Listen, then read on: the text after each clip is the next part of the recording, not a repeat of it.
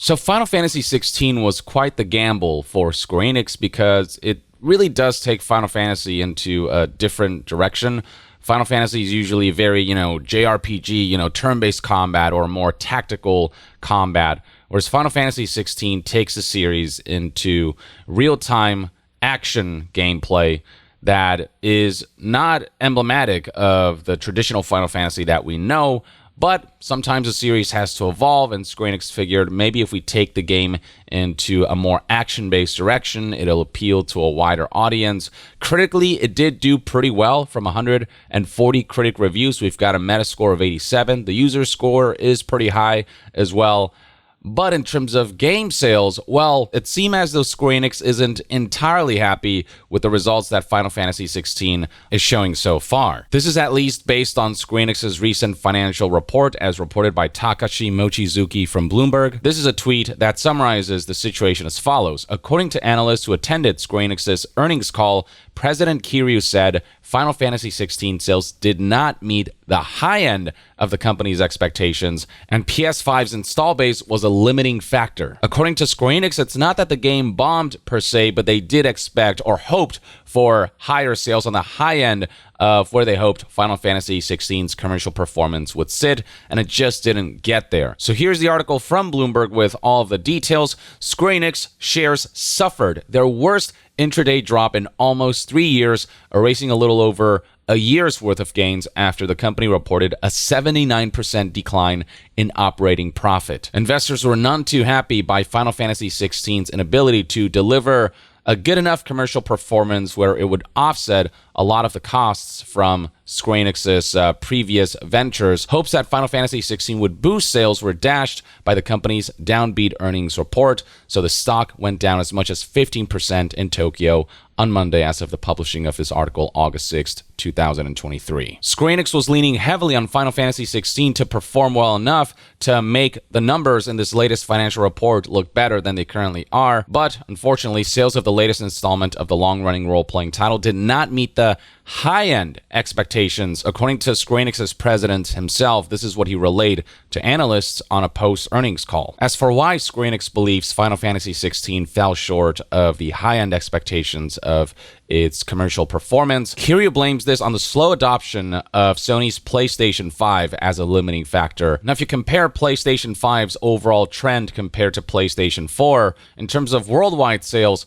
PlayStation 5 is actually outpacing PlayStation 4, but in Japan, I believe PlayStation 5s aren't selling as well as PlayStation 4 did. It is in Japan where Final Fantasy XVI sales have not met expectations or have been lower than anticipated. But Square Enix believes that PlayStation 5 adoption will eventually pick up, and they're taking steps to boost sales as more people use the PlayStation 5. I've previously said that whether a game's commercial performance is considered a success is not solely dependent on just raw numbers. It is more dependent on what the company was expecting because of the money that they spent, the budget that they had for this game, as well as their other projects, and the hopes of this big release making up for all of the costs. And if you look at raw numbers for Final Fantasy XVI, I'd say, given that it only released on PlayStation 5 when it had an install base of roughly over 40 million, the sales performance of this game for the user base that it had to work with was pretty good. But Square Enix has always had this bad habit of expecting way more out of a game than it feels reasonable. A bad habit that has led Square Enix calling myriad game releases that people, when they look at sales numbers, go, wow, that's cool. These are some really solid numbers. Disappointing or not meeting expectations, or in this case, not meeting high-end expectations. But you know what will help with bad habits? The sponsor of today's video, Fume, a company dedicated to easing the transition of reducing or quitting bad habits. This is an innovative, award-nominated device that imitates the motions and actions of bad habits while taking out all of the bad elements involving inhalation of unhealthy chemicals, instead offering delicious, naturally flavored air to replace the harmful substances. There are no vapors involved here. Just breathe in and taste a wonderfully refreshing scent while performing actions that will scratch the itch of the habit itself. I got 3 new flavors here with me: raspberry lemon, sparkling grapefruit, and orange vanilla, all of which smell and taste amazing in a therapeutic therapeutic way. The raspberry lemon flavor in particular stood out to me, tasting like what I can best describe as a zesty fruit punch. Inserting the flavored core into the device was super quick and simple, and once I took a hit, the aroma immediately filled my mouth and nose in a really pleasant way. There was no coughing, no irritation, just air that smelled and tasted really freaking good and fresh, while again performing those fun motions that one might associate with the bad habit itself, minus the harmful elements. The device itself feels very premium with its combination of high-quality wood and metal, with magnets holding them together, and the metal part itself rotates to adjust the amount of airflow, and it's also a great way for fidgeters to keep their fingers busy. Switching to Fume is easy, enjoyable, and even fun, which is why over 100,000 customers have made the change with thousands of success stories, and there's no reason you can't be one of them. If breaking destructive habits is up your alley, you can pick up the Journey Pack today by heading to tryfume.com/yongyeah or scanning the QR code and use the code YONGYEAH to get 10% off when you get the Journey Pack today. That's tryfum.com and use the code YONGYEAH to save an additional 10% on your order today. But yeah, I feel like Square Enix has always been unreasonable with their high-end expectations, especially given the circumstances that they put themselves in by releasing Final Fantasy XVI as a PlayStation 5 exclusive instead of making it multi-platform and releasing it at $70 price point on June on a busy summer. Now, breaking this situation down further is Video Game Chronicles reporting on all of this in an article titled Square Enix share price drops amid claims Final Fantasy XVI didn't meet high-end expectations. It is detailed right here that in terms of revenue, Square Enix did quite well, but profits dropped significantly because that revenue could not offset just how much money Square Enix spent in recent months. So as stated in the article, the publisher reported its Q2 2023 earnings on Friday, and they reported that revenue had increased around 14% year on year, but profits had dropped around 65%. And again, Final Fantasy XVI was what Square Enix was hoping would offset this huge drop in profits so that profits could meet or exceed performance from past months, but that just didn't end up being the case. And there were early signs that Square Enix was concerned about Final Fantasy XVI's sales performance before the game even came out, based on its pre-order performance, as reported by Imran Khan back in June 2nd, 2023, a couple weeks before Final Fantasy XVI launched. In this Patreon post, Imran Khan reported that I had heard recently that Square Enix is panicking slightly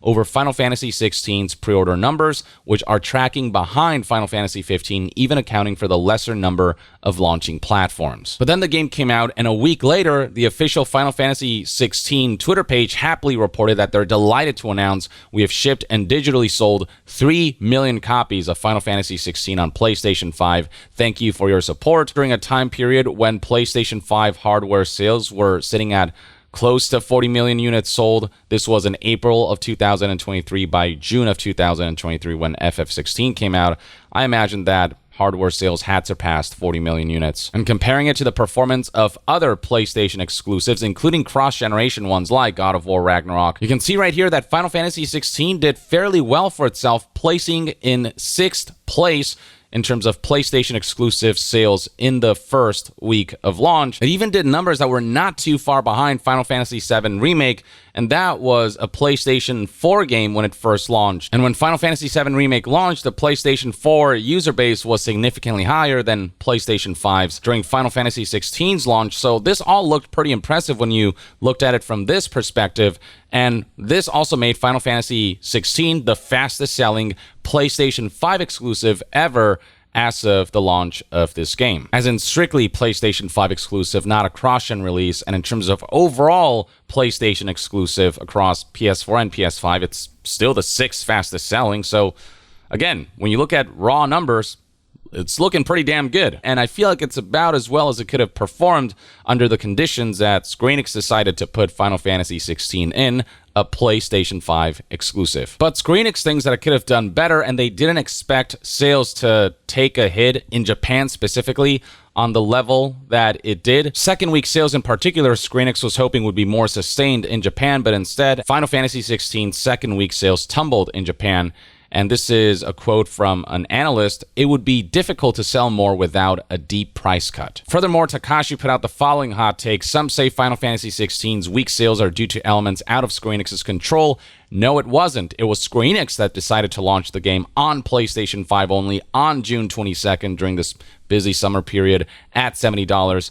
No one else's." And on some level, I have to agree with this. I don't know what Square Enix's high-end expectations were, but under these circumstances, I feel like 3 million in 6 days and 7 days or whatever, like that should be pretty satisfactory results. But again, Square Enix just, their lofty expectations and how they budget around those lofty expectations, like it's something of an Achilles heel for this company. And another decision that they made was to take Final Fantasy XVI into a more real-time action combat-oriented direction. And for Japanese audiences, that just wasn't what they were looking for in Final Fantasy, which is why if you look at the sales numbers shown here, in Japan, Final Fantasy XVI sold roughly half of what Final Fantasy VII Remake and Final Fantasy XV did during their respective launch weeks. Now, these are strictly physical sales. These figures do exclude download sales, but looking at physical sales and the trend there, we can kind of gauge what digital sales might look like as well and how they're trending as well. And the reason why it's a big deal that in Japan, FF16 sold roughly half, less than half, of what FF15 did during their respective launch weeks is that during the launch of Final Fantasy XVI, PlayStation 5 sales were roughly 10 to 20% behind what PlayStation 4 was when Final Fantasy XV launched on PlayStation 4. And yet Final Fantasy XVI sold over 50% less than Final Fantasy XV did. If the smaller PlayStation 5 user base was the only factor, then FF16 sales would have been 10 to 20% less. So in the case of Japan, it wasn't just a smaller install base of PlayStation 5 that diminished its sales. People in Japan were generally just less interested in Final Fantasy XVI, and I think that in large part had to do with that change in direction of gameplay genre. And this is essentially what Famitsu reported based on this summary by Alex Donaldson. Famitsu estimates Japan Final Fantasy XVI sales are down 90% for week 2. One Japanese market analyst describes it as a very tough result and declares that it's because of leaving consumers behind, referring to how much Final Fantasy XVI deviates in terms of gameplay. It's too far from the past Final Fantasy, claims Famitsu. They definitely made a Final Fantasy game that appeals more to Western audiences and maybe left some of their Japanese fans behind, is what Famitsu theorizes, which I don't think is an unreasonable deduction. And I think Square Enix was hoping that Japanese audiences would also be appealed by this gameplay genre change in direction, that Japan would really pull its weight so that FF16 sales could meet or at least get close to those high-end expectations that Square Enix was talking about during their recent earnings call and financial report. But again, if we zoom out and look at sales overall around the world, then the picture becomes that in terms of the ratio of number of copies sold to how many players there are in the install base of the platform that it launched on, 7.7% of the PS5 install base bought Final Fantasy XVI, which is a little higher than Final Fantasy XV's ratio of number of copies sold to number of PlayStation 4 players available at the time of the game's launch. And then looking at Final Fantasy XV's performance compared to games like Modern Warfare 2, which sold 4.4 million copies in its first week on PlayStation, and this is both PS4 and PS5 sales. This was a cross-gen title. Compare that to Final Fantasy XVI selling 3 million copies in its first week on PlayStation 5 alone. And it's like, it's hard to dispute that a lot of people bought this game. It's hard to dispute that these are impressive numbers, but when you have these high-end expectations and when you budget your projects and your endeavors around high expectations that will be hampered by the limitations you place on the sales potential because of things like PlayStation 5 exclusivity and the price point of the game and the time period it was released in and the risk of changing the gameplay genre. Yeah, at that point you are setting yourself up for disappointment and not being able to meet your far too lofty expectations under the circumstances that you put your product in. But yeah, in terms of the overall picture, I think Twitter user Genki put it best when he posted this on July 6th, 2023.